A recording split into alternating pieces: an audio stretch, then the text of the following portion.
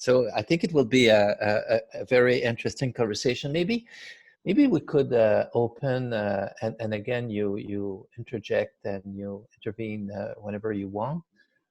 It's easy to manage. It's only four of us.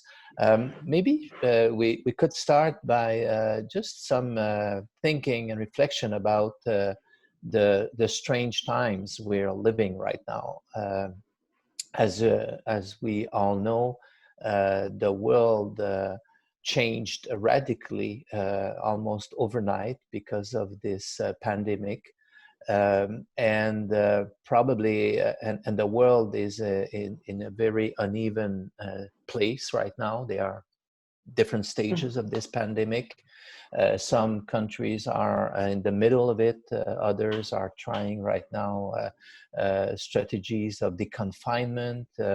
Others are already discussing the idea of recovery or restart or reboot or reset. I don't know, different words in terms of, but in general, I think that we are in a moment where uncertainty and expectations are very high in terms of how will we survive all that as a sector, as societies, what will change, what will not change. There are many conversations about the idea of renewal. People want to go back where they were. There's discussions on what will be the new normal. So it's a moment of certainly a moment of reflection and reinvention. And I would like to start maybe by having your point of view on that general landscape from where you are and from what you do. So who wants to start?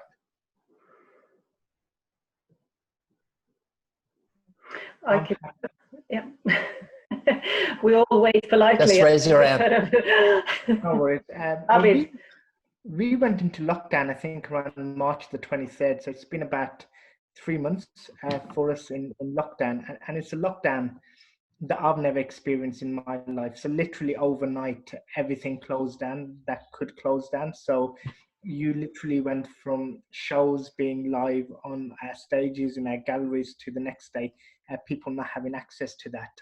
And I think for me, what's been really interesting is the scale of the challenge that it's kind of given not only to our sector, but other sectors that are complementary to our work. And one of the things I've learned about myself is how comfortable you have to become with being uncomfortable, because we're dealing with more in the last 3 months than many of us have had to deal with in the last 10 years of our careers. And we're doing it all in one go. So we're making cases for investment.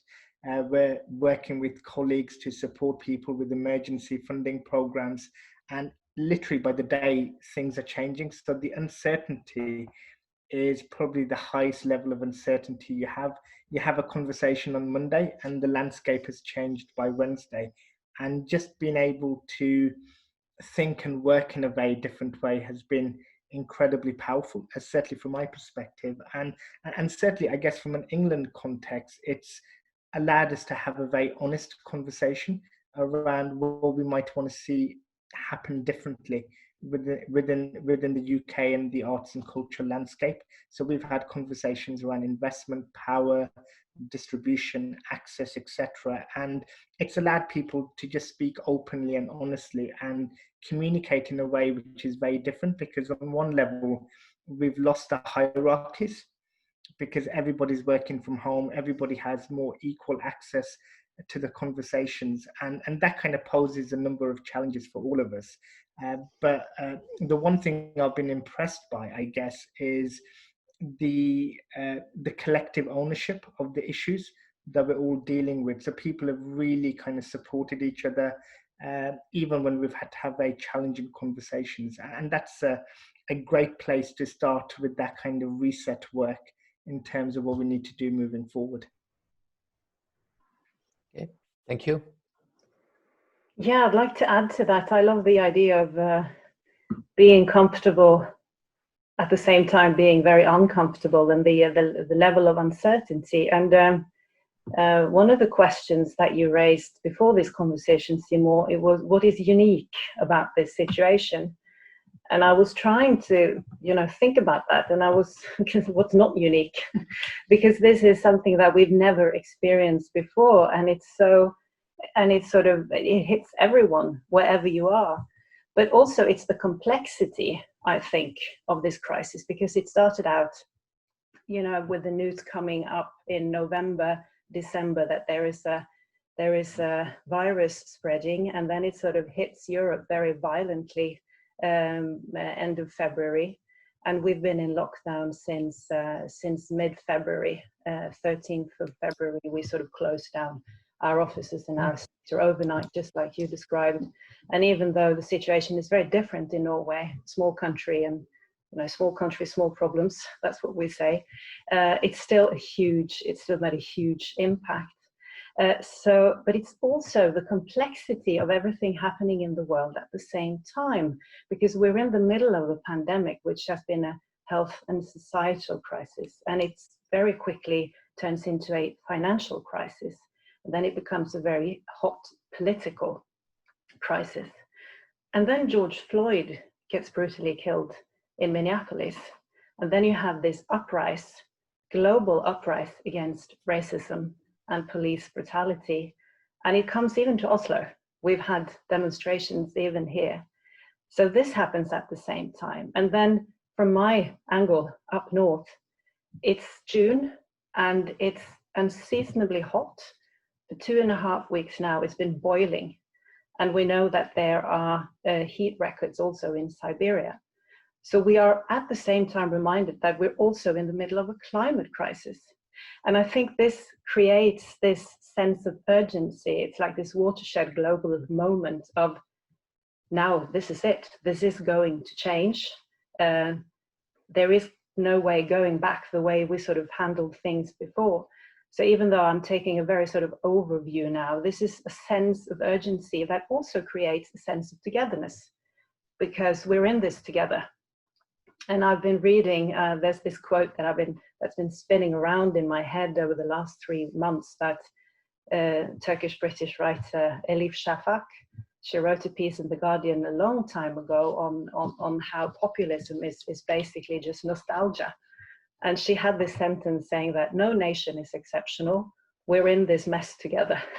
And I've been sort of feeling that we're in this mess together. And even though it's a horrible crisis and it's a sort of a bloodbath for the cultural sector, it's also an opportunity of thinking very differently on how we work and how we act and how we communicate and how we can reconnect across the borders. So and as you hear, we've had a lot of time to think, which I also think is general for good and for bad. So it's on the one hand quite scary and quite serious, and on the other hand, it's also this sense of unity and sense of hope that we have to sort of stand united in this, I think. Nikkei, what is your perspective on that?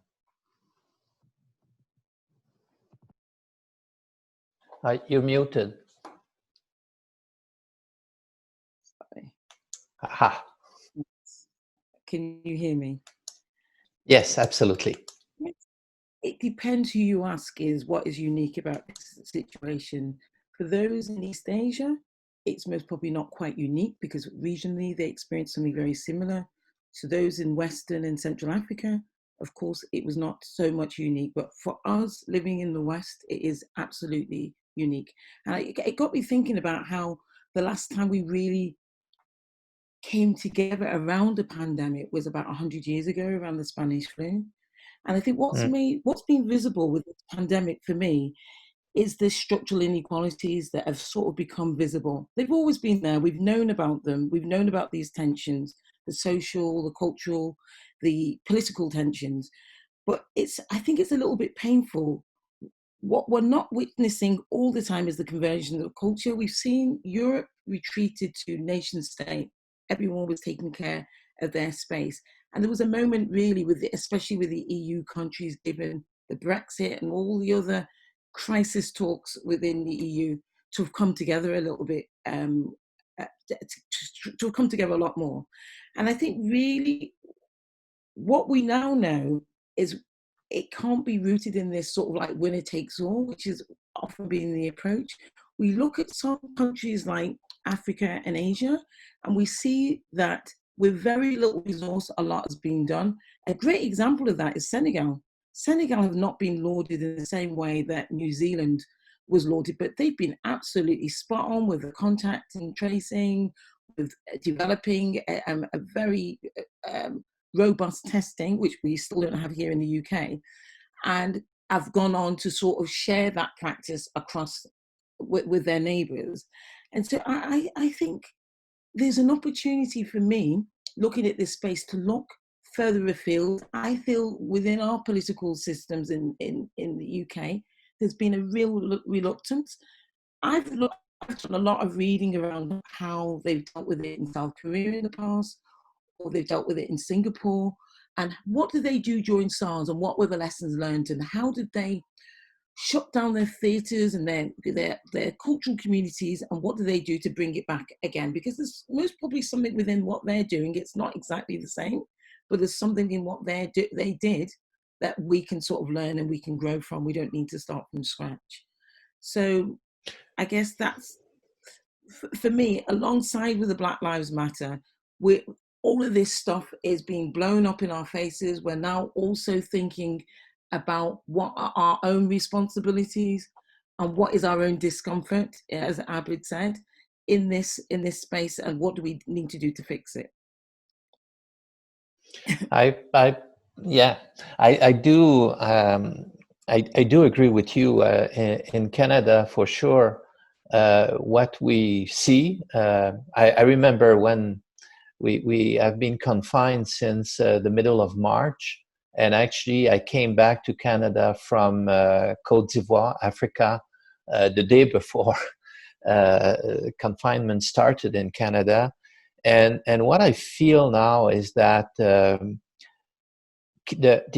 cultural sector in my country, in Canada, and the art sector have been probably for the first time treated on equal foot by the government in terms of emergency measures and emergency support. It's the first time in my country, for instance, that direct support to self-employed is equal to the support that is given to employees. It's the first time that the measures in order to avoid the collapse of the economy are applied equally for the cultural sector than any other sector.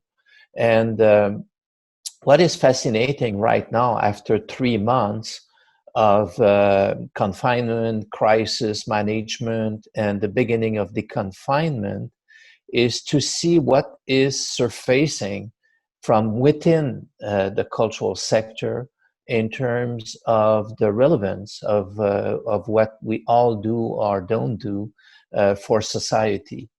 And it's interesting because what I can see in my country is that you have a fraction of the sector who just want to go back as fast as possible to things that were happening before the crisis. And then you have the other half of the sector who want anything but returning to where we were before the crisis. So, and obviously on the side of people who want to go back to normal are more some institutions, some leaders, some artists that were quite comfortable in the system, that were successful in the system as it was before the pandemic. And on the other half of the sector, you have all the emerging voices. Obviously, it's accelerated by the Black Lives Matter movement, but also in Canada, the movement for truth and reconciliation of the indigenous people of this land. A lot of marginalized voices who want to hear, to be heard more in the future than they were in the past.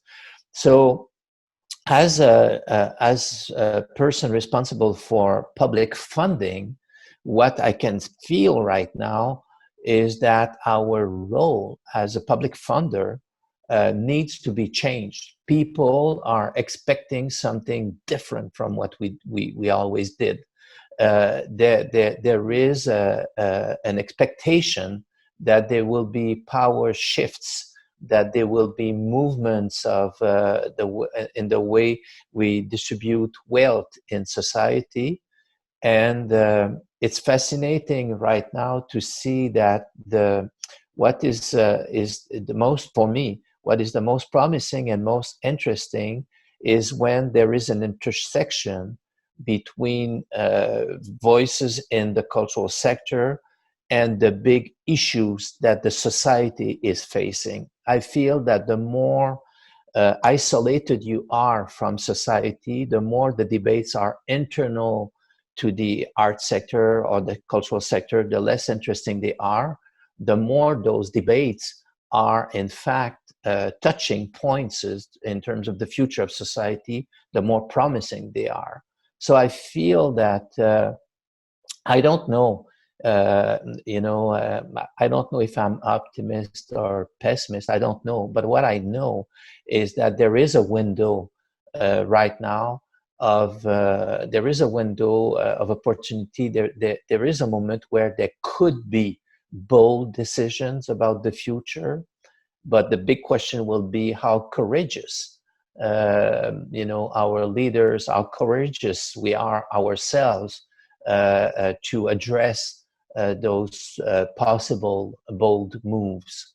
And the pressures are, and it's true in Canada, and it's true all over the world, you see that this conflict between going back to normal and reinventing a different future, this conflict, those tensions are growing and growing, and the more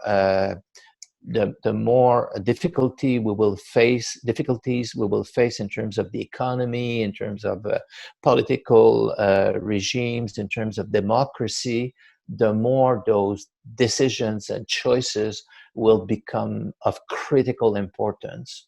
So I feel that this is a moment of truth and responsibility and courage. It is fascinating, but it's also daunting, obviously.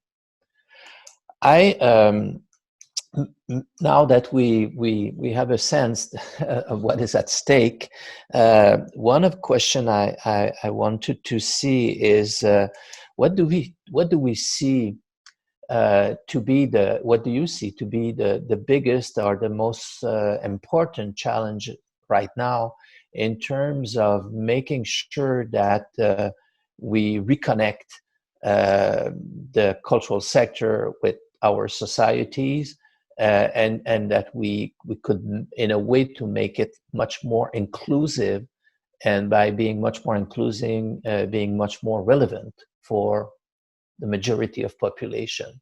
What do you see to be the biggest, most urgent challenges? Yeah, Nikkei. Just to kind of pick up on your point about people sort of looking back, I think you've got a group of people who want to keep. Oh, I'm on. There's groups of people who want to go back to how we were, and just sort of, be in this nostalgic moment, this, vision of the past rather than a vision of the future. But you also have this bubbling conversation that's coming with the Black Lives Matter movement, where people have to look to the past to understand where we are at and how we move forward. And I think there's something about the universality of Europeanism. So like within the way that we're taught, in the way that we look at works, our values are always based in the space of more like Western Europe. It's not even the whole of Europe. It's seated in the Western European space. And I think we need to kind of look at other cultures and think in the space of like how Senghor, the Senegalese philosopher, often quoted that the cultures must come together in an equal footing. And actually there needs to be a plurality in that space. I think we're getting a lot of this Black Lives Matter, the of the decolonization, the deconstruction of space, because this hasn't happened in the past. So I think that's one of the challenges. And of course, we know most institutions, academic institutions, have been looking at this for some time, but there are sticking points within that space. And I think some of the sticking points are is who's doing the research, who's asking the questions, that the people who are asking the questions are not challenging themselves to realize that they are sometimes part of the problem, because they are all reading the same books. And if you're all reading the same books, then how do you check your blind spot? How do you know for sure that you're not actually feeding that? So I think there's a number of things that one has to look at, but I think there's this real space of deconstruction, decolonization that it started in a number of institutions, but we really need to be serious and unpack it. What I found quite heartening is the people who have been least affected by Black Lives Matter, which is white Americans, seeing young white American kids quoting Black history as American history and understanding where the sticking points are and where the challenges are, but also speaking with their voice and using their power to communicate to a wider community. I think this is, for me, has been incredibly powerful around the Black Lives Matter movement. I expected the Black people and the liberals to march, but what I didn't expect is a friend of mine to call me from Harlem in tears saying, oh my God, there's Black Lives Matter march and 90% of the people are white, shouting Black Lives Matter. And she started crying on the phone. She felt like, wow, what has it taken for us to get to, for this to be a world problem, for the entire world to take this on board as a global problem, but also to use it as a starting point to really unpack structural inequalities. Yeah. That, Kristin? Absolutely. Yeah, I think that's a very interesting statement also, that, because the COVID crisis, it hits very differently. So when we talk about diversity in Norway, we need to remember that we have always been a diverse country because we have the indigenous people that they were here first. And when we have been discussing how, what kind of issues they have been handling, it's been very different from how the institutions in the capital of Oslo, because they have been sort of losing their money, losing their audiences, and there has been a lot of, Oslo has been the epicenter of the pandemic, whereas far up north, there has been very little sickness, but their problem is that Norway is not their nation because they are inhabitants of Sápmi, which is 4 nations of Norway, Finland, Russia, and Sweden. And as soon as the borders closed down, they were unable, to work and travel with their cultural expressions. So it was not a funding issue. It was not a losing money, losing audiences issue. It is just that they were simply unable to do as to go about their work. So the problems are very different, and I think that's important to remember.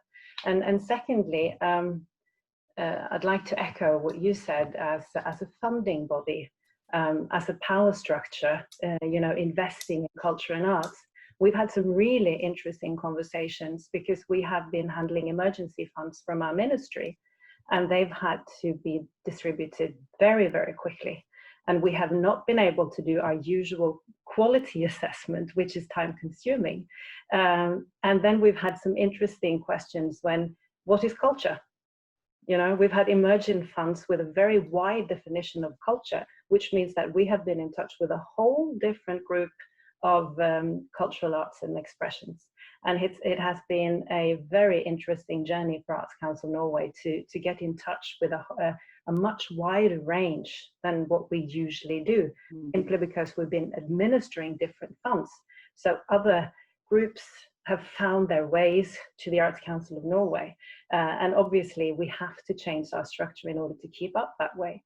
We've also done some open calls, just in order to be very quick about it and to get the money out there and to get the production going, which means that we've had cross-sectional panels working very quickly. And we've seen a whole different range of groups and initiatives actually getting funding. So it's like you said, what I think, what do we need to do now? You know, we have to be willing to learn from this. You know, we have to be bold enough as arts leaders saying that, okay, but we've, because, you know, on the one hand, the crisis has been going on for too long. On the second hand, it really needs to continue for another 6 months, because we have to create the, I mean, I'm not saying that. No, I understand. But, you know, it's very easy then, if it's for a very short time, then we forget, you know, we forget how the people that we were in touch with and the way we work, because we've had to work very differently as well. You know, our usual systems and structures, we've had to alter them. So I think it all boils down to now, how willing are we to actually learn and use this when we develop our positions and our structures further? I think that's an interesting question. Yeah, Abid. I remember, Simon, I remember when I heard you talk about your funding in Mexico, you talked about your desire to open up your funding to a group of people who'd never had funding before. You had quite a high percentage. And I remember the question you were asking yourself as an organization, it really stuck with me, is what do we need to do internally to get that figure, which is a very high figure? I think it was like 25% new people who'd never been funded by council. And that always sat with me. And actually what Kristin's just said actually has demonstrated that actually there's some things that you don't have to think too long and deep about. You've actually, you know, opened up to a whole range of artists, and some of them expectedly really most probably very interesting artists that really accurately reflect the diversity of the of your country. And it was not as onerous as sometimes these funding bodies always think it has to be, because sometimes they take so long to turn decisions around. So I think for me, I think it's very powerful to hear that all these groups of people have said to me, I never thought I could get Arts Council funding, and they got emergency funding from the Arts Council England. They'd never had funding before, and they felt valued. They felt that they were important enough to be considered during these crisis times. And that to me is very powerful in terms of showing solidarity and wanting to move forward. I agree. I think that what Kristin said is interesting, because in fact, distributing emergency funds is not the typical business of an arts council. An arts council is normally distributing money to organizations, but not considering their economic needs. In fact, it's considering, you know, their aspirations, and we have a set of criteria, and so there is some kind of a judgment, a qualitative judgment that drives the distribution of money. With the emergency measures, we were all of a sudden in a situation where we needed to kind of consider the real economic needs, and we needed to gauge it in a way that would be very different from everything we did. And what I found in our experience is that the biggest challenge was not to confirm the inequalities that were there before. So we needed to find a way that would not kind of just confirm and consolidate unevenness. We needed to try to kind of change that. And I agree with Kristin that probably what is the most important is that we had to open our doors to non-clients, to people who were not there before. And you're right. I mean, at Canada Council, we have been doing that now for 4 years in a row in a quite aggressive way. And frankly, it's really interesting to see that when new voices are coming under the tent or around the table, the dynamic changes, and it creates tensions, because not everybody is happy to see newcomers, because they feel that they were entitled to that money, that they were the owner of the system. And in fact, they can see the system itself escaping them, because it's become something else for other people and other voices.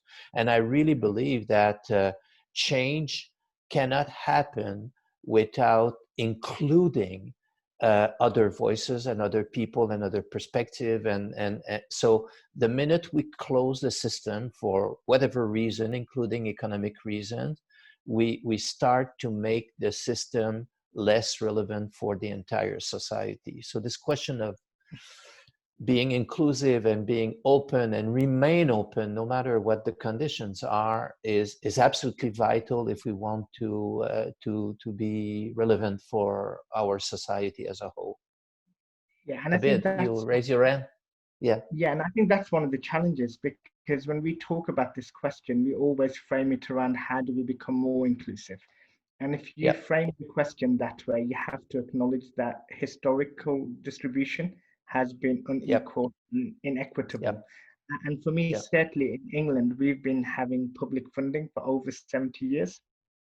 So over that period of time, if you've always had funding, you become more powerful, more well-resourced, and the inequity increases. And I think in all of your responses, we've talked about actually how we could do things differently with the emergency response programs, because we're thinking on our feet. When we launched our emergency funding programs in England, I published a blog, and that blog talked about the historic inequity we've had in our funding. We couldn't tolerate that for this funding program. And throughout this process, we've been looking at the uneven impact of the pandemic, of issues of social justice when it comes to Black Lives Matter on certain communities. So in England, we've recognized that if you are Black, COVID has impacted you more disproportionately. If you're disabled, it's had the same impact. The intersectional impact of Black Lives Matters. We had the most honest conversation at the Arts Council 2 weeks ago, where we had an internal conference call talking about Black Lives Matters. And for me to chair that call, I had to be as honest and as open as I can be. And if I can share one reflection with you, I had a meeting with our executive board, and I can say quite honestly and candidly, our executive board does not reflect the diversity of England. And there was a moment in that conversation where I needed to just be very honest with our executive board. And I have a very good relationship with them. But I paused for a second and I said, if I try and overthink what I'm going to say to you now, you're not going to understand or hear what you need to hear. So let me speak openly and honestly. And if it becomes uncomfortable, we'll kind of backtrack and we'll deal with that. But the ability to have that really honest conversation. And for me, one of the eye-opening moments was moments like this give people an opportunity to be more honest and speak their truths in a way that we've never heard it before. And in England, whether you work at the Arts Council, whether you work in our funded organizations, people are hearing things around institutional racism, experiences people have had that have been talked about, but they've been off the record conversations. And I always say to people, the number of times someone will say, can we have an off the record conversation about difficult things? When it's off the record, you can't do anything, no matter what power you have. But equally, you can't unhear what you've heard, and that sits with you. So as policymakers, there's an incredible responsibility on us to think differently. And I think, Simone, you made that point around actually what is the learning from the way we've distributed these emergency funds that we can do differently. And one of the challenges we've always had is things have become more urgent, but the way our funding systems work, we work on 3-year cycles, 4-year cycles. The big change moments are few and far between. But what we were able to do when we've had to develop programs in a matter of weeks, launch them, make decisions, and distribute funding, that rapid response allows you to be more equitable. The way we asked our colleagues to be part of the decision-making processes, we involved voices that haven't been involved in decision-making previously. So when you change the people who are around the table, you get that different perspective that Nikkei was talking about.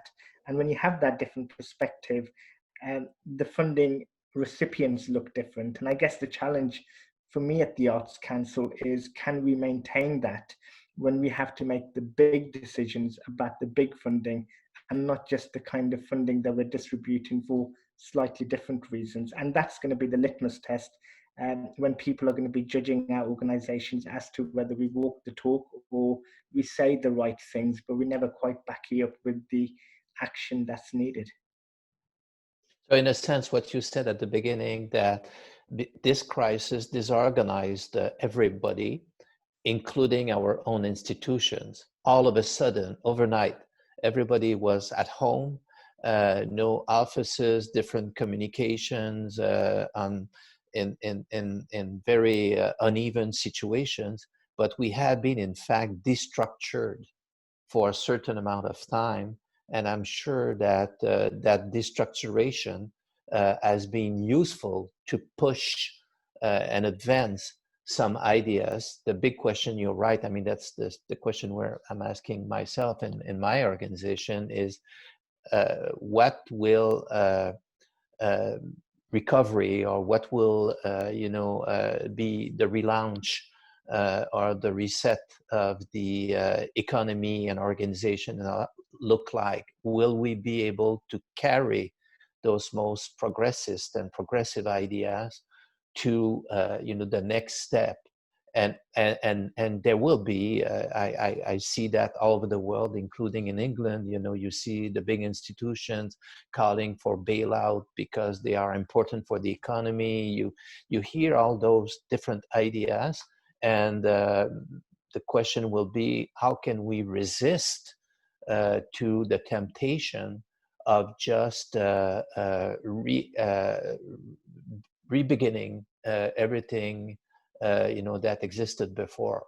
What space will we keep for new voices and new projects? And it will mean that some people will not recover what they had before. So there will be organizations who will lose something in the short term.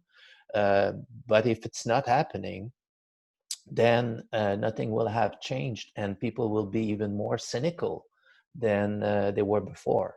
So I think it's a defining moment. Kristin?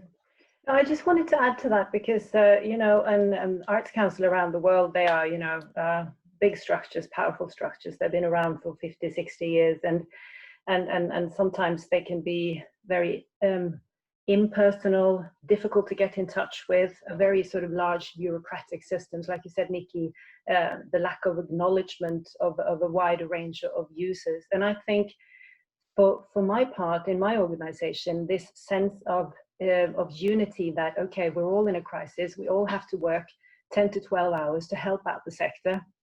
And it's obviously been about distributing funds, but it's also been about being that someone to talk to, being counselors, being there. Being there for someone. And I think so many of my staff, they have reported on having really good conversations, longer conversations with, artists that are desperate, but still it's been a bit of a movement away from this, sometimes I jokingly say that we're this faceless bag of money, and obviously we're not, but for some people, an arts council can be more like a wall, like a structure.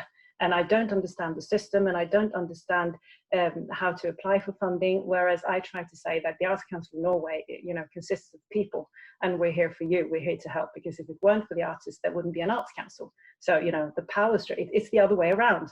We're here to help. We're here to service. And we keep talking about that. We're not about something. We are for somebody. And it's the whole different shift of realizing that. And I feel that the pandemic has created an opportunity for arts councils to be sort of more human organizations, and to really come close to the artists and the various challenges that they have, that are obviously not just financial, but it's about, a fear for the future. How are we going to cope? What's the new normal?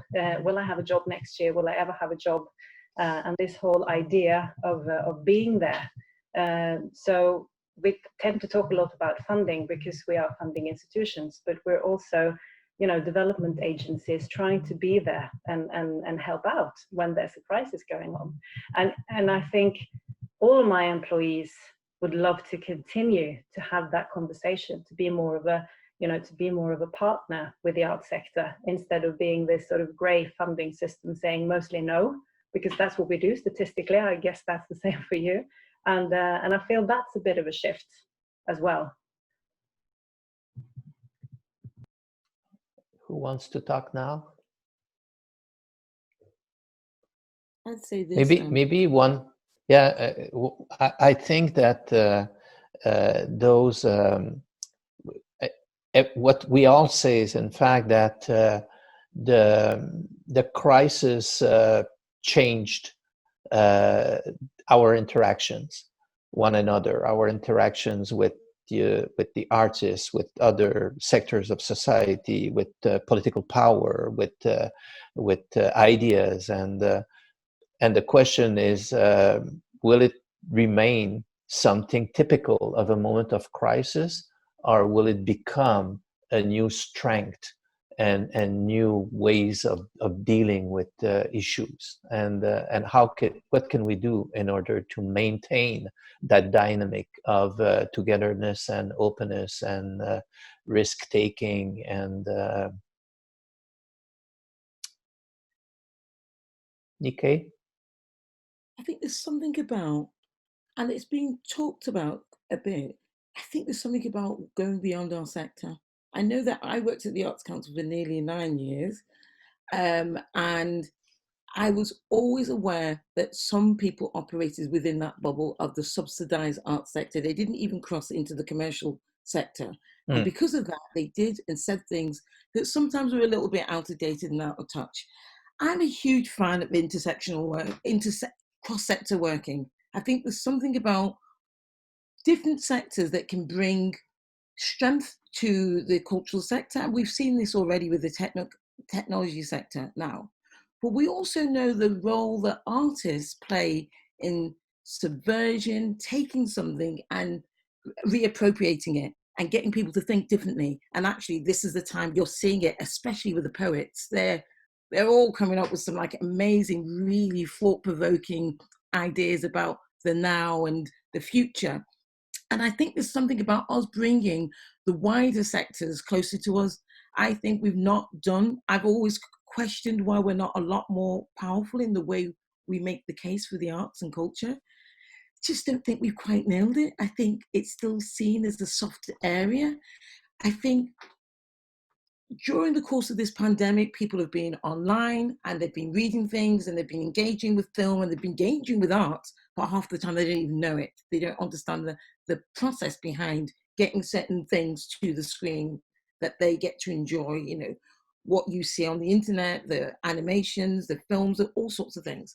So I think there needs to be a bigger conversation with wider society. I think there's lots of organizations out there that have shown that they're very interested in the arts and culture, and I don't think we garner them enough.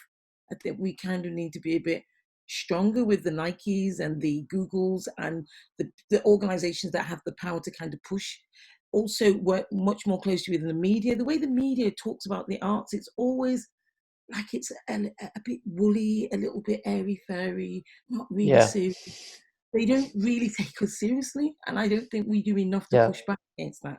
So I think we need to challenge in that, because this will also help when they're talking about essential versus non-essential. It's interesting how Germany saw the arts as an essential part of their economy, whereas in England, we're still waiting for something to happen. Arts Council had to go into the coffers and go into their reserves and drag everything out. We still don't have any emergency package from the government. They did not step in and offer us anything. They've come up with a plan that could have been written 5 years ago. It's just saying nothing and doing nothing. So actually, how do we ensure that the rest of the world understands why it's really important that the arts do get funding, do get emergency, and that we are essential? It's an interesting question, because in Canada, what I can see now is that I think that since the beginning of the crisis, the government sees that it's an important sector and treat it, financially with consideration.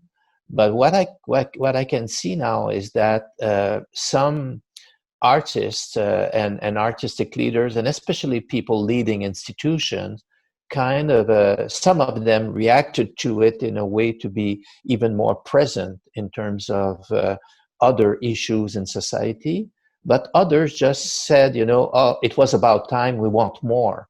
And it's interesting because it's not monolithic. I mean, you have different perspective. But what I feel is that if during a time of crisis we cannot find ways to build more solidarity with the rest of society, if we cannot have some kind of a more deep and genuine conversations with all the other sectors of society that are going through difficult times, when the time of recovery will come back, or when times where there will be budget constraints and all of that, if we did not succeed to reinforce our relationship with the rest of society, we will be even more at risk.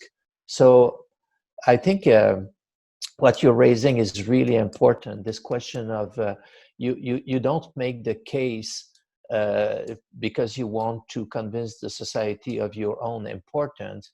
You make the case because if you are convinced that if you don't make the case, the society as a whole will be weakened. So I think it's an important discussion. Yeah, I mean, Abid? in England, we're talking a lot more about relevance. How can arts organizations become more relevant? And for me, the really interesting thing recently has been what relevance means in sectors which have historically been dominated by buildings. So a historic sense of power is you are artistic director of a building, and that building is where people congregate. And even as we come out of the restrictions, I don't think everybody's going to be in a rush to come back into public spaces, and that raises the challenge of how we need to work differently. And over the last 3 months, I think all of us can come up with examples or experiences from the way we've shopped, the way an organization or a company has inspired us by doing things differently when we couldn't get out of our homes.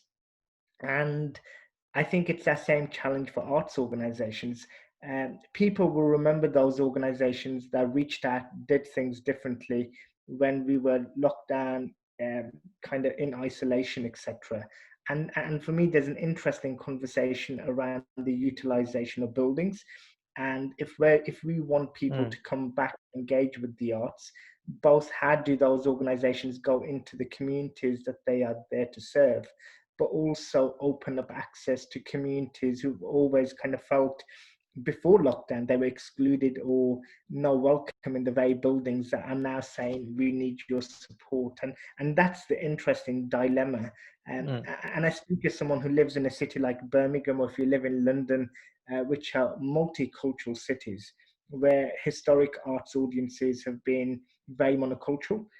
So we've been closing the doors on many of our communities for a very long time. So when we reopen those doors, how do we make sure the people who've been excluded previously can come back, feel part of it, and not just feeling that they can come back into the building, but see their stories reflected on stage and in the work they see. And this is the one thing that does scare me, Simone, that actually there's a very real danger that organizations might become a little bit more risk averse, or they're going to say, we're going to have to do the tried and tested thing. And this is where the role of funders and the development agency role that you talked about, Kristin, becomes really important. When we reset, when we start to encourage people back into the sector, we talked earlier about that historic inequity.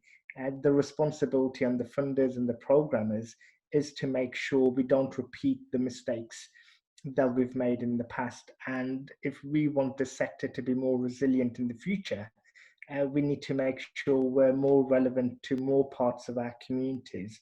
Because for many organizations, if your audience was predominantly older people and they're more likely to be shielding, who are you presenting work for?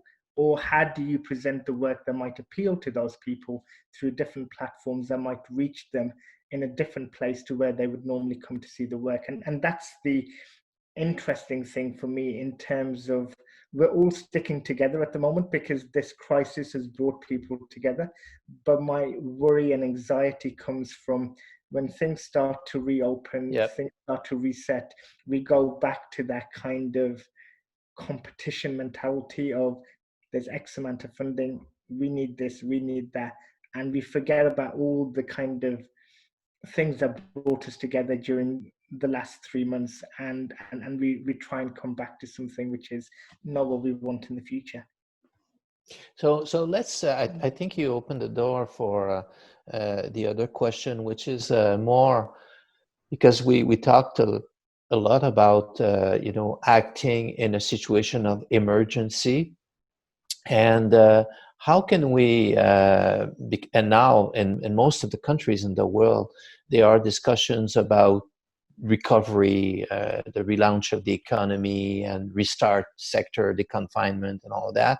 How can we address that kind of future in terms of anything between 6 months and 3 years will be more or less the period needed in order to restart?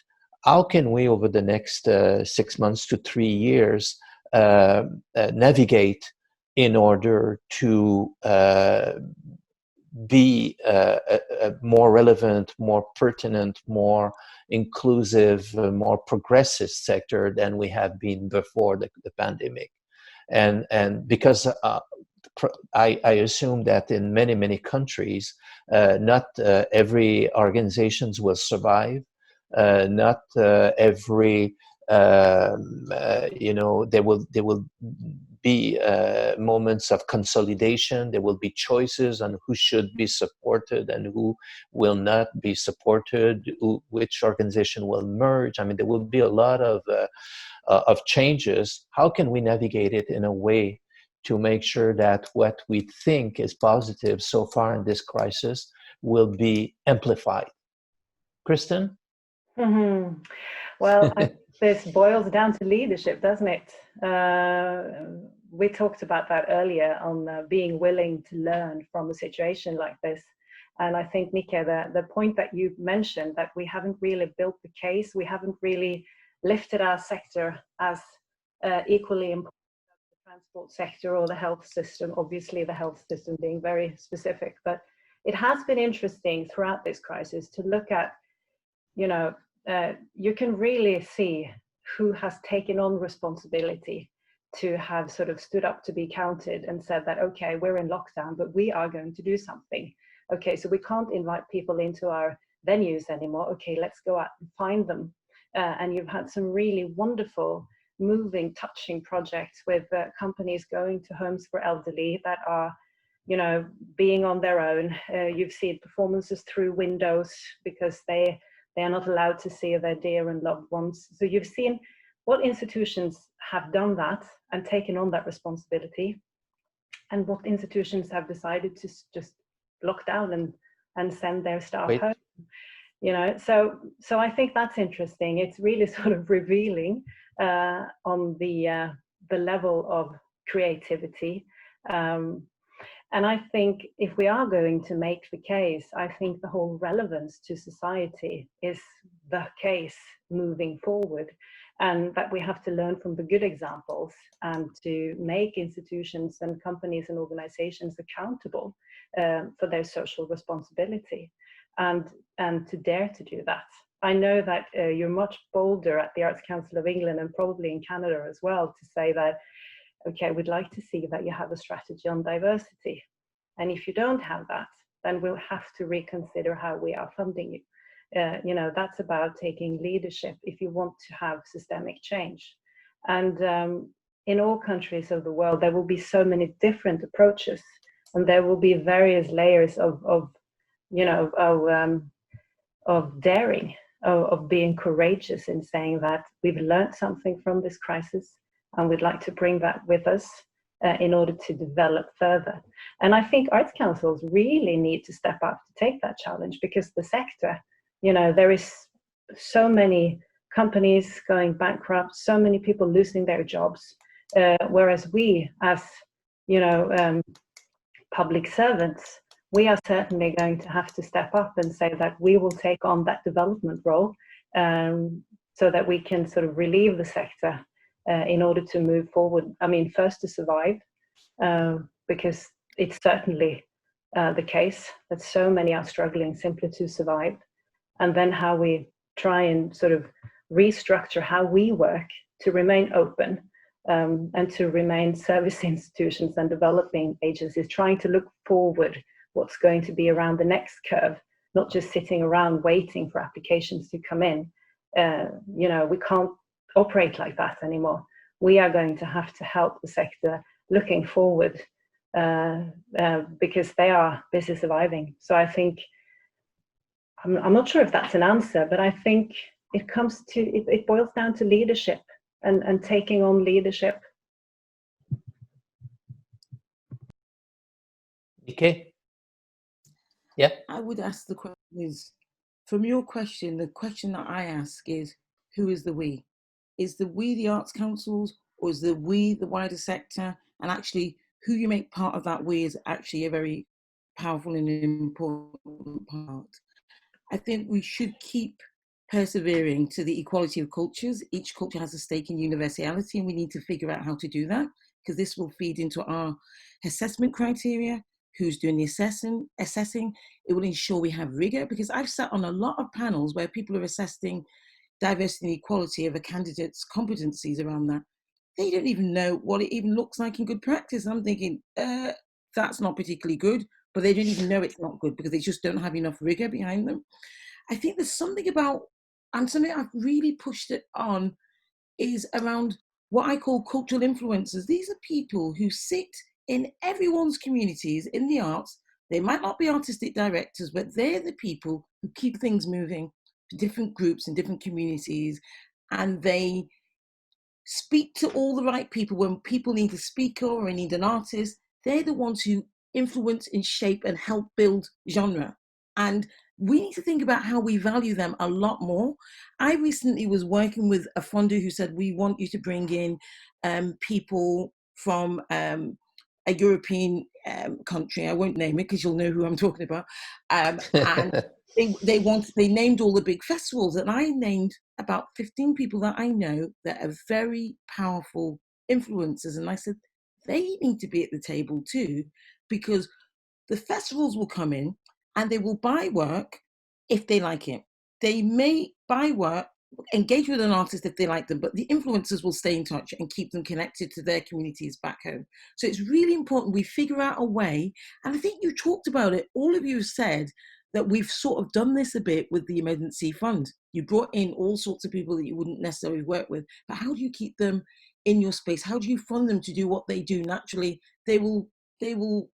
I considered myself to be an influencer. When I left the Arts Council England, regardless whether I was getting paid or not, I was always connecting people, because I just felt like I had information and I had knowledge. I felt like it was my duty, if I believed in change, to do something about it. And I still had friends at the Arts Council like Abid that would listen and navigate and steer. Whether I had a budget or not, I can get people opportunities, jobs, all sorts of things, because I just have those networks. And I think it's important that we think about how we utilize those influences and value them. They're not an artistic director of a big building or an institution, but they are just as necessary as everybody else in the ecosystem. And I think. Yeah, sorry. Yeah, I'll finish No, on that. I just wanted to say that I think that what you are saying is really important, and I think that it's part of the definition of what we call leadership. Those influencers are leaders. It's not a formal leadership. It's not, but it's a shared leaderships. And when you talk about the sector and you see how the sector is evolving and moving and functioning, you realize that you have leaders like that. Sometimes they are out of our institutions, and then our institutions will face big crisis. Sometimes they are inside. But I think what you're describing is the living and renewed leadership that is needed. The question is always, how can we make sure that leadership is not kind of demolished or neutralized by governance. Because the governance, the way that the organizations work, their systems and all that, and some governance systems are completely allergic to the leadership you're describing. So for me, this question of how do you reconcile through leadership people who are really exercising it, and it could be at every level of the system, and the governance of our institution is a big question. I really enjoy what you said. Simone, I think your question kind of threw up so many things for me, partly because I'm doing an MBA assignment exactly on one part of the question, which I'll come back to. But I think the leadership point is a really good one to start from. My definition of leadership is what other people see in you. Because I think historically we've kind of said leadership is about people appointed to positions of power. And it's not about positions of power, it's what people see. And I think that's what the emergency period has really unpacked for us, that actually people have emerged as leaders that previously weren't kind of recognized as leaders in the same way. I think part of that question for me as a funder is we've had more contact directly with individual practitioners in the last 12 weeks than we've had in any time. So there's something for me around how funding bodies build equally compelling relationships with individuals, and we can't deliver our strategies only through organizations. And the split in our funding between individuals and organizations is too skewed in favor of organizations. And with all of us working at home, social media, Zoom calls have provided that platform for people to step up. And what I've certainly seen is the really radical leadership in the sector has come from some of our smaller, more agile organizations, because they've had the courage to speak out, because they've not been afraid of any consequence. And that's when change really begins to happen, when you're not afraid of the consequence of what your words bring. The other point that I just briefly wanted to touch upon, and you talked about, I guess, some of the more difficult conversations we're going to have in the future around consolidation, maybe alliances, mergers, etc. And again, that was really pertinent for me, because I'm just doing an advanced strategy module, and the question we've been asked is, in a post-COVID world, what does that mean? So if you look around us in each of the countries that we live in, we've seen any number of mergers, alliances take place within the commercial sector as a result of what's happening. The difference in arts and culture, certainly within the publicly subsidized section, is it's a very different economic model. It's more about, I guess, creative and artistic ego, if I can use that word. Signatures. Yeah, and for me, how do strategic alliances and mergers work in a sector where there might be geographic considerations? So, for example, in Oslo, it might be easy for two organizations to come together, but it may not make sense for an organization in Birmingham and Shropshire to come together, because they can't take value of the synergies that we're talking about. So I think what's going to be really interesting is how the leadership of the sector needs to adapt to recognize that they might have to consider working more collaboratively, merging entities, bringing things together, and navigating the tensions that come with that. Kristin? Yeah, I think it's a very good question that you ask, who are we? And I think when I talk about leadership, obviously I talk about the Arts Council and my own leadership, but also the leadership of the sector in, individuals. And even though it sounds a bit boring with, structures and governance and so on, this crisis has been, a fantastic disruption of governance, because there are so many things that I've heard, oh no, but we can't do it like that. Oh no, but that's going to take 6 weeks. Oh no, it's impossible to do that digitally. Well, now it works, so it's fantastic. And it goes for my own organization, because we're used to that, we've done this like this for 10 years, so we can't change it. And I've heard it in the ministry, and I've heard it in the institutions, and I've heard it within the artistic scene. So it's been a perfect sort of disruption of saying that well, governance is governance. We can do it this way, or we can try it the other way. And, it's actually quite powerful, because sometimes the power is not at all invested in people. It's invested in the structure, and it could be, like we know when we talk about racism and we talk about treating people differently, it's the unseen. It's not this is what it looks like. This is what the chart looks like on the website. But in reality, you have to know him, and then you have to know her, and then you can work your way through. And now we are forced to be extremely transparent, because we have to work more quickly than what we used to. And also the fact, like you said about Abid, about being accessible, because arts councils, we tend to have conferences, we have meetings, all sorts of fantastic events if you have the money to travel, and if you have the time. Now we do everything digitally, and we've never reached out to so many people ever. So I think leadership, to me, sometimes is about, daring to ask the right questions, and then not ask anything, but just listen. And if we can actually take the time to ask questions when things try and go back to normal in governance structures, we can say, hey, but remember, we did it this way. We can change. Yeah. And we are actually going to look through our funding structures now. We're going to see how can we respond more quickly. How can we make sure that we could invest, like you said, in these really important individuals that make things happen in their communities? How can we invest more in people and not just always in projects? Because we have this sickness of it has to be this perfect project that fits into this form, and then we can fund it, where sometimes we just need to invest in people, so I think that's the kind of leadership that we have to be curious, and that we have to be willing to continue to ask questions, and more than anything, being willing to listen to what we've learned over the last three months, I hope,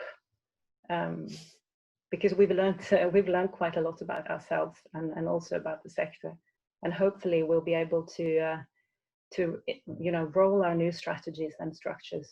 Sorry to talk so much about structures. It's just that it's amazing how powerful a structure can be, and it has to be open. Yeah. Nikki? I was just agreeing with Kristin. Kristin, yes? Kristin? I was agreeing with her. I think absolutely there's this power in structures, and there's the perceived power and the actual. And I just love the fact that you're being able to unpack that all now and challenge people who hold on to that for dear life, because that it has meaning for them in a way that was never intended. So I think this is a time to kind of look at all of that. But yeah. I think this question of it's interesting that, because it came back many times in the conversation, that it appears that access is probably the most efficient way. Providing access is a very efficient way to kind of break those limitations established or confirmed by structures. The more you provide access to other people, and the more you disorganize that. And I just want to share a personal experience. Since the beginning of this crisis, since the first week of the crisis, I decided that every week I would take 4 or 5 hours and write a message to all my staff. It's kind of a 2,000 words, more or less. Could be a book now after all those weeks. And it's a very kind of a personal message. It's about, where things that are happening. So commenting, the development of the pandemic itself, but also reflecting about, leadership, about values, and it became more and more about values, because in fact we realized that after 3 months of being on Teams or Zoom and all that, what was holding all of us together is, yes, the mandate of the organization, but we changed it quite a lot. But what were the values? What do we share? How can we evolve? And I realized, because I got, every week I get, dozens of emails from staff. I did not even know the name before the crisis, writing directly to me and reacting to it and contributing and building some kind of a new narrative about what we are as an organization. And I realized that there's no way, even when the confinement will be total, there is no way that we will go back to our offices completely exactly where we were. We are changing, and I see new leaders and new voices I'd never heard before. Even with my executives, some people don't talk into regular meetings because they are introvert. It's always the same voices you hear. But now with the technology and all those exchanges, people started to contribute at a different level. So I just think that we need to think about access, and we have been thinking for years and years, and what is the biggest problem of the art sector in our countries? For sure is the lack of access. That's a problem. I mean, there's not enough people having access. And I think that practicing or providing access all the time and being obsessive about providing more access to everybody is certainly, I see that certainly as a way to have a better future. I think this question of access and structure is I was struck by what you said about that. But also managing the perceptions of access. So, for instance, I was at my last year at the Arts Council. I found out that we had a fund to support anyone with learning disabilities write a funding application. I've been there nearly 9 years, and I found out in the last 4 months I was there. And so, actually, that's an access that's a physical access for somebody who's not very good, who's got dyslexia or something like that. They're able to have somebody pay somebody. Arts Council is saying we will pay someone to help you write your application form. So actually, most people would think Arts Council is inaccessible to disabled people, but they wouldn't know about that fund. So I think we've got to be better also. And I say we because I always count myself a little bit as part of the Arts Council England family. Better at shouting about what we have, what we do, and what it really looks like in a language that is accessible again, because sometimes people don't understand that access also means to do with learning disabilities. They think it means something else that's got nothing to do with them. So I think really being very mindful of how we use language is also is also an important note consideration. I mean, I think what I found really interesting, and just reflecting on conversations we're having internally, Simone, is we've got to know our colleagues a lot better, and we've got to know them as human beings. And my sense is we're ready to recognize leadership skills that we weren't ready to acknowledge previously. And I'm going to share a quick anecdote. And again, I've been doing a lot of reflective thinking because of my study. And I had a conversation with Darren, who's our chief exec, and we were talking about what I want to do next in terms of the future. And I said the MBA studies helped me to answer the question of what I don't want to do. So if I know what I don't want to do, everything else is open to me. But I equally said to him, this is an opportunity for us to think about what are the skills that we haven't historically valued that are so important to the success of our ecology.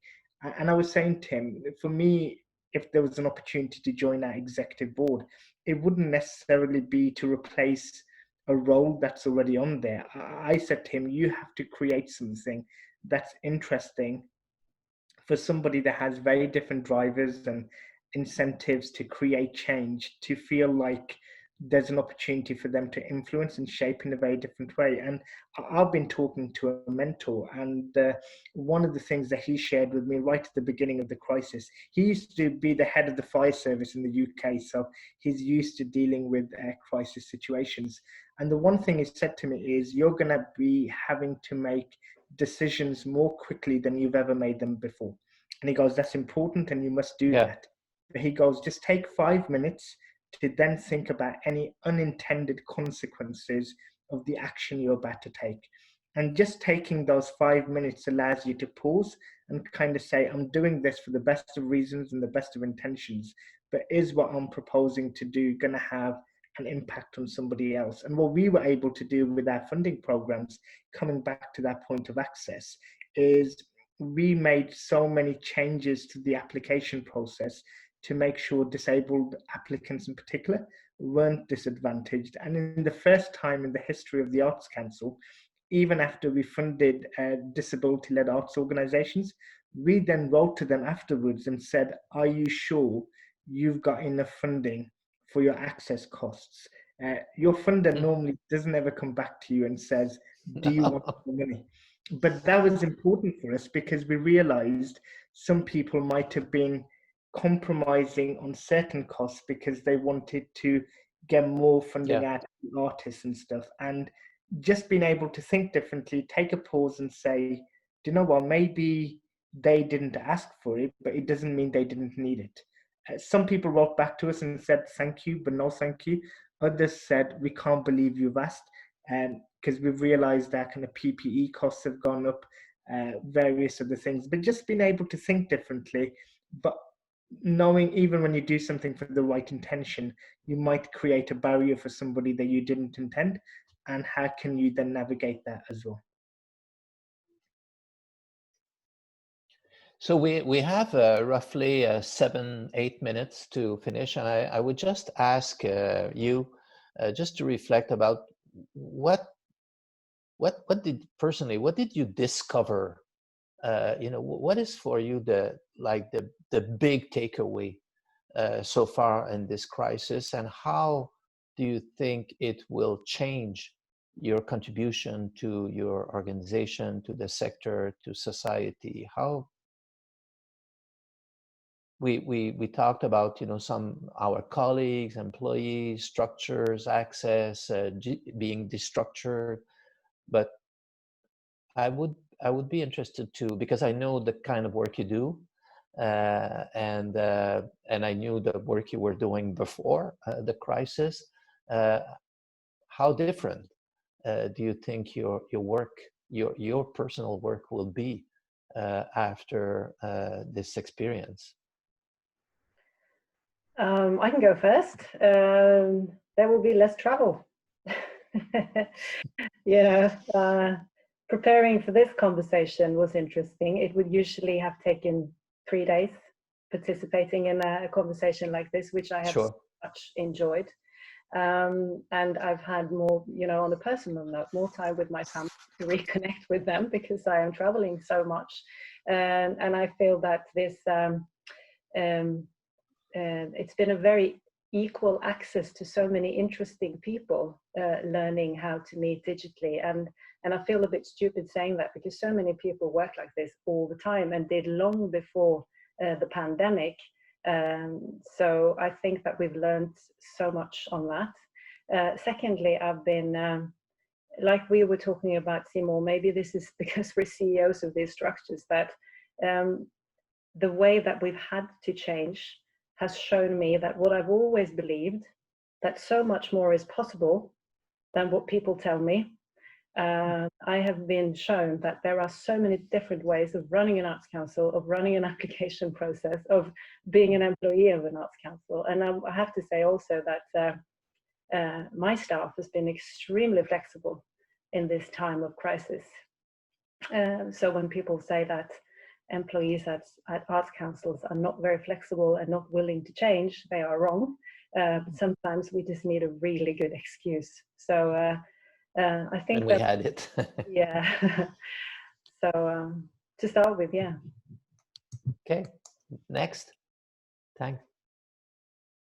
Yeah, I'm happy to go next. I think for me, it's been about self-care.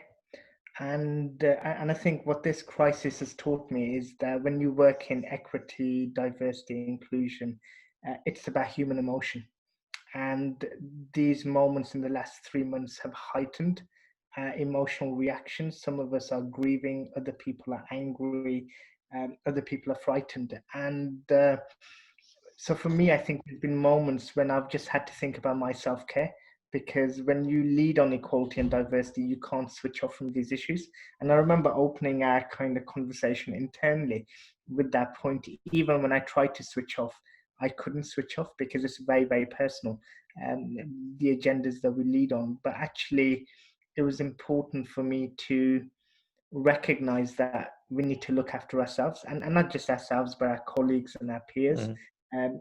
I've been struck by the number of times people have called me, and they've just called me to say, we just wanted to check if you're okay, because everyone recognizes the pressure all of us are kind of dealing with. And that's been a really powerful aspect, because I think when you work in public funding or you're in a senior role of an institution, sometimes you don't have the flexibility or the autonomy to speak as openly in public as some of our peers do.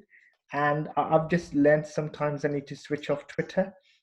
Sometimes it's okay to block an account that might feel they've got a valid opinion to share, but they don't do it in a respectful way. So I have no problem with anybody criticizing as long as they do it in a fair and respectful way. Mm. But just having the confidence to do that, and kind of knowing that actually everybody's working incredibly hard, but everybody is going to be dealing with different things that we don't see. And it's important that we recognize that, even though we're trying to tackle some really difficult situations, and no one knows what happens when the Zoom camera goes off or what people are dealing with in their personal lives. So yeah, that's the thing I've learned about myself and what I need my team to think about. Nikkei. I think similar to Abid, a bit more self-care. I think prior to lockdown, because I work part-time at Counterpoints, then on the Pan-African Creative Exchange, and then with school and all the freelance, I never really switched off. I never had a dedicated office space, which I've now built one in my back garden, and I've used my kitchen money to do that. But I thought it's important to have somewhere that's comfortable, that you don't feel like you're on top of the rest of the household. I think there's a generosity in the local that I'm really warm to. The people in my local community, how kind everybody has been and how supportive, and I've loved the people on my street. It's quite a poor neighbourhood, but the people are incredibly kind and generous, and it's really heartened me. I think I'm taking more time to just have time for myself, because I'm not very good at saying no when people reach out and ask for help, and just have a little moments of time where I just switch off and watch something that's mind numbing, that I like anyway, my guilty pleasure TV. I think I'm doing far more partnerships now with both Counterpoints and the work I'm doing with Pace. We're talking to lots of people in different countries who said, we like what you're doing, can we be involved, and can you, so this reciprocal partnerships where we're involved in their festivals or activities or events, and they're involved and we're giving them space because we can, and why not? And just seeing what that does for people who want to connect with the agendas that I'm working on. So it's most probably a bit more evolved. I'm more bold. I'm taking decisions that would scare me, holding my garden office and go, why am I spending money when I'm supposed to be saving because I don't know the future? But I'm saying, but right now I need something that works for me. I'm being okay with that, I think. But basically trying to take care of myself and do good things for myself, not always thinking about rainy day, but thinking about also now. I think that's, I mean, I lost a lot of people during COVID. I've lost a lot between the UK and New York, where I used to live. At one point it was every day, and I just couldn't keep up with it.